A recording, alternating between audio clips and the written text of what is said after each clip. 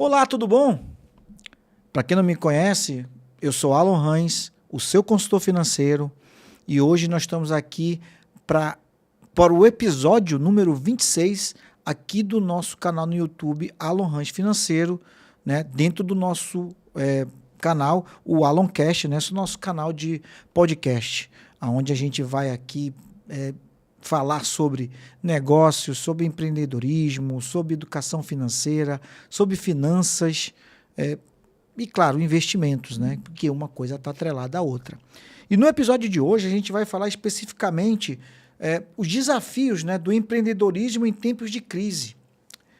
Como transformar esses desafios em oportunidades, né? A gente está passando aí, de certa forma, uma grande dificuldade, né, econômica, né? E para quem empreende, né, para quem é empresário, quem é empreendedor, está sentindo, de certa forma, na pele, né? Para quem, por exemplo,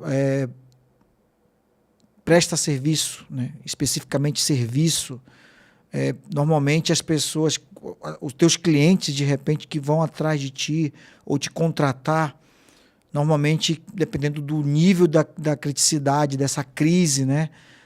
Se ele tem um aumento de custo lá no serviço ou no produto que ele tem, normalmente ele vai começar a fazer equalizações, né, dos custos. E às vezes, infelizmente, chega até nós, fornecedores de serviço. Mas, para quem tem produto, isso daí também é sentido na pele, né? Então, se você depende de matéria-prima, se você depende de logística, se você depende de combustível para poder escoar uma produção, né? Enfim, isso tudo vai estar ali com um aumento bem sistemático, né? E vai refletir com a taxa de juros que a gente está hoje, que está girando em 14,75, que é a taxa base, né? Que é a taxa Selic, o IOF já está aí também chancelado para aumentar. E, claro, tem umas diferenças de áreas, né, de serviços, enfim, mas vai ter o aumento, isso já sendo repassado e, consequentemente, isso vai ter uma consequência muito grande. Principalmente ali nos custos, né, diretos e também nos custos variáveis. Você aí que é empreendedor, que é empresário, sabe muito bem disso. E aí a gente tem que fazer um replanejamento do nosso negócio. Né? A gente tem que dar voltar duas casas, né, para poder fazer uma reavaliação. E essa reavaliação ela tem muito a ver com o que a gente tem que priorizar dentro dessa estratégia. É importante que a gente tenha o conhecimento do nosso processo como um todo, e aí eu coloco tanto serviço, tá, quanto um produto. Você que trabalha com produto, isso é muito mais perceptível, né? Porque você tem ali consolidado uma forma de produzir, né? Então você tem uma sequência lógica lá da produção do teu produto. Então, enfim, isso é muito mais perceptível e normalmente você consegue, dentro desse processo, se for um processo bem desenhado, claro, você consegue identificar alguns gaps ou algumas oportunidades de redução dos custos para que você consiga absorver realmente esses custos externos, né, que são juros, IOFs e por aí vai. E aí a gente tem, eu gosto sempre de contar histórias quando estou falando de negócios. Vou dar aqui só uma pincelada, um exemplo do seu Antônio, né? O seu Antônio, há muito tempo ele empreende, mas ele começou a fazer uma coisa de cada vez ali, foi pedreiro, foi servente, limpava quintal, e aí ele realmente se achou num mundo alimentício, vamos dizer assim, né, de alimentação. Ele montou uma barraquinha de churrasco, olha só. É claro que, como qualquer empreendedor que nasce buscando o seu negócio, o seu lugar ao sol, até muitas vezes para buscar a sobrevivência, a sua sobrevivência e da sua família, dos seus filhos, é claro que ele começa de forma informal. Não tem jeito. É claro que a gente aqui, eu como consultor, E aí tem várias instituições que também trabalham muito isso para tirar as pessoas da informalidade. É claro que isso aqui, se eu for falar que a gente consegue rápido fazer isso, fazer com que a gente mude a mentalidade dessas pessoas, não passar de mágica, isso não existe, tá? Sejamos francos.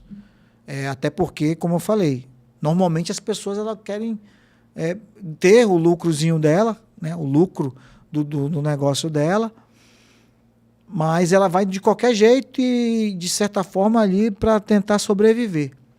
Mas o seu Antônio, né, que é o nosso personagem, ele começou dessa forma e ele foi ali, em 2, 3 anos, ele foi começando a fazer alguns cursos, né, de empreendedorismo, entender o que é um plano de negócio, né? Desenhou bem o processo, né, do churrasquinho dele, desde a compra da carne, do valor da carne, que tamanho que ele vai cortar para fazer o churrasquinho, pesar essa carne. Você acha que não é pesado? É isso. O certo é pesar, para você ter o valor do custo da produção do teu produto. Ué, ninguém te contou isso não, né? Acho que você tem que acompanhar mais aqui nosso canal, tá bom? A gente já vem falando algumas vezes sobre empreendedorismo e negócios e tem muitas dicas dessas lá para vocês buscar informação. Mas, pois bem, então o seu Antônio, ele foi estudar e ele viu que o ramo alimentício ele é um ramo muito bom, porque todos nós precisamos comer.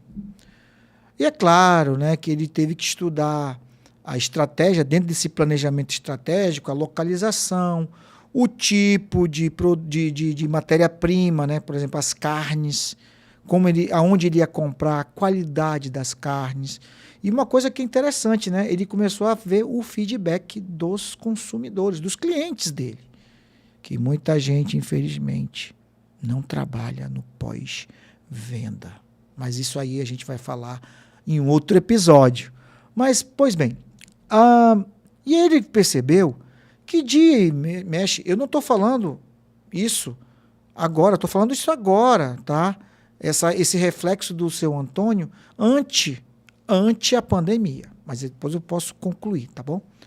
Mas eu estou falando aqui um case, né? Porque as crises elas vêm e vão e elas sempre estão aí, tá, gente? Não vai achar que essa crise vai passar e aí a gente vai chegar numa normalidade econômica, claro que eu torço para isso, numa estabilidade econômica e não vai mais acontecer nenhum desses desleixos, desse desequilíbrio econômico, não, tá? Porque, como eu falei, as crises elas são cíclicas. Elas podem passar pouco tempo, elas podem durar bastante tempo, tá?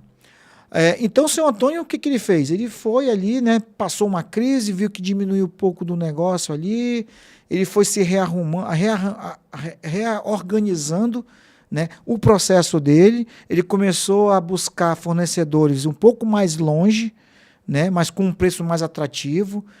Até engraçado que ele calculava até o quanto que ele gastava de combustível para ir fazer essa compra. Olha só, o seu Antônio é bem esperto. Então ele começou a verificar que ele indo lá, gastando gasolina, e ele fazendo num local específico, ele viu que eu estou indo lá, comprando, mesmo longe, um valor mais acessível, para ele tentar manter ali o valor, né, de entrada lá do produto dele. Ele começou assim, poxa, eu vou contratar alguém para eu poder fazer esse serviço de buscar e trazer para cá. Eu acho que vai ser mais barato. Ele calculou isso e aí viu que é um pouquinho mais em conta, porque ele podia trazer um pouco maior de volume, né? E aí, o que aconteceu? Ele começou a pensar, com esse tempo de ele ir e voltar para cá, ele começou a pensar em novos produtos, novos tipos de carne, novos arranjos, né? E aí ele viu que podia fazer, por exemplo, uma farofa de ovo. Olha, algo muito simples, hein? Mas não tinha no menu dele farofa de ovo. E ele foi atrás de de um fornecedor que pudesse dar um melhor valor de venda para ele do ovo. E por que eu estou falando disso, gente? Ele usou, baseado na crise que ele estava vendo, que estava aumentando os valores, ele mudou a estratégia dele. Ele buscou fornecedores que dessem um preço melhor, com uma qualidade que mantivesse a qualidade dele do produto, mas ele buscou ali outro tipo de produto, porque ele colocou um teste, ele fez ali, sei lá, uma cartela de farofa de ovo ali, uma cartela de ovos, fez uma farofada lá e viu que saiu bem. Ele calculou, né, a precificação desse produto e começou a atrelar a venda do churrasco, que além disso tinha maionese, vatapá, nossa, até me deu água na boca. Mas, enfim, ele mudou a estratégia. E por que eu estou falando do Seu Antônio especificamente para vocês? É que a gente precisa entender o nosso negócio, além de conhecer bem todo o processo, a gente precisa barganhar, a gente precisa instigar o nosso lado negociador e começar a buscar uma cadeia maior de fornecedor para te fornecer a matéria-prima do teu produto. Assim também é com serviço, tá? Hoje eu forneço consultoria e mentoria, mas eu estou já oferecendo palestras específicas ali para a indústria e comércio. Mas eu também posso trabalhar um outro viés de uma outra formação que eu tenho, que é engenharia, que é o meu mestrado de engenharia de produção, que eu posso trabalhar com ferramentas de otimização de processos, por exemplo, no qual eu trabalhei há mais de 25 anos aqui em grandes empresas, em grandes indústrias aqui do Polo Industrial de Manaus, por exemplo. Então, ele buscou ali um caminho para não cair a qualidade, né? É claro, gente, isso não é regra, tá? Uma vez ou outra, isso vai acontecer de você absorver o valor, né, o aumento de uma matéria-prima do teu produto e vai ter que repassar para a gente, consumidor, para os teus clientes. Mas entenda o seguinte, por que isso, né? Claro, vai mexer na tua margem de lucro, né? Óbvio. Né? E não sejamos aqui levianos, né? Para quem empreende, para quem é empresário, para quem tem um negócio, é claro que tem todo o cuidado do pós-venda, de você massificar a venda do teu negócio, do teu produto, do teu serviço, né? Fazer com que os clientes eles sejam cativos ali e com isso você consegue boca a boca outras estratégias para aumentar essa tua carteira de clientes. Mas não é só isso. Pós-venda também, como eu falei. Mas o importante é que você tenha em mente que essas sazonalidades, né, de altos juros, né, Selic e agora EOF, que isso vai custear para quem tem empregados, por exemplo, né? É importante a gente frisar isso, que isso vai incidir também nos custos de impostos. Infelizmente, nós estamos no Brasil, né, o imposto lá em cima. E eu sempre digo que nós, empreendedores, né, porque eu também me incluo nisso, nós somos verdadeiros super-heróis, né? Então, quem se sobressai é quem busca informação, quem pensa fora da caixa, busca conhecimento, busca ajuda, né, para mudar o rumo, né, o curso do teu negócio quando já está ali, em algumas vezes naquelas imensas ondas, né, querendo derrubar teu negócio, e você consegue seguir firme e forte. E aí eu dei um exemplo aqui do seu Antônio, que ele começou a agregar outro tipo de produtos para aumentar, de certa forma, a receita e equilibrar ali a lucratividade dele. Mas você que está aí tendo essa dificuldade, ou que quer começar a empreender, não sabe por onde, é como eu falei, você pode procurar o Sebrae, você pode procurar um consultor de negócios, um consultor financeiro, um educador financeiro, enfim, procure conhecimento. E aí tenha também uma ideia, né? Não adianta também você querer começar, eu acho que eu vou fazer isso, não. Você tem que procurar ter um pouco de aptidão, algo que chame a tua atenção, algo que você goste de falar. Tá? Eu sei que parece algo muito supérfluo ou algo muito simples, mas não é, tá, gente? Não é, porque os cases de sucesso que a gente tem por aí, que são tantos, né? Se você procurar, você vai encontrar a história. Soube sempre que teve muita dificuldade no início, que muitos quebraram, e também faz parte. Você quebrar também não é algo fora do comum, mas você tem que ter o seguinte: primeiro, uma resiliência muito alta. Quando você quebrar ou passar por essa dificuldade, né? Você realmente buscar esse conhecimento para que você consiga se sobressair até os próprios concorrentes, mas também sobressair na tua sobrevivência como empreendedor, como empresário, como dono do negócio, certo?